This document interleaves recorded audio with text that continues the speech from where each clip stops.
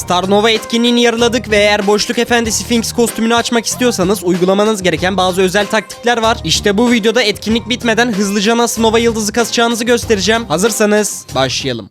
Öncelikle etkinliğin nasıl işlediğini anlamaya çalışalım. Boşluk Efendisi Sphinx kostümünü alabilmek için boss'a toplam 3652 hasar vurmanız gerekiyor. Hasar vurmanın yollarına birazdan değineceğim. Fakat eğer kostümü ücretsiz olarak açmak istiyorsanız her gün oynayıp az sonra sayacağım taktikleri uygulamanız çok önemli. Burada 5 tane karakterimiz var. Karakterleri her seviye atlattığınızda boss'a hasar vurabiliyorsunuz. Fakat en yüksek hasarı Star Nova vuruyor. Peki karakterleri nasıl yükseltiyoruz? Sizer Nova Star hediyesi açtığınızda bir ihtimal bir karakterinize seviye atlatabiliyorsunuz. Karakteriniz seviye atladığında da etkinlik menüsünden üstüne tıklayıp boss'a hasar vurabiliyorsunuz. Fakat Star Nova karakteriyle vurmak için illa Star Drop'tan yükseltme çıkarmanız gerekmiyor. Her bir Nova hediyesi açtığınızda Star Nova ile otomatikman hasar vurabiliyorsunuz. Seviyelerin tek hasar vurmak için olduğunu düşünebilirsiniz. Fakat bir avantajları daha var. Eğer maç ortasında bir Nova kristali alıyorsanız dönüşebiliyorsunuz ve dönüştüğünüz karakterin seviyesi ne kadar yüksekse canınız ve hasarınız da o kadar yüksek oluyor. Yani bunları yükseltmek Sphinx kostümü açmakla beraber size maçlarda da avantaj sağlıyor. Nova Star hediyelerinden etkinlik kostümleri de çıkabiliyor. Fakat çıkma şansı gerçekten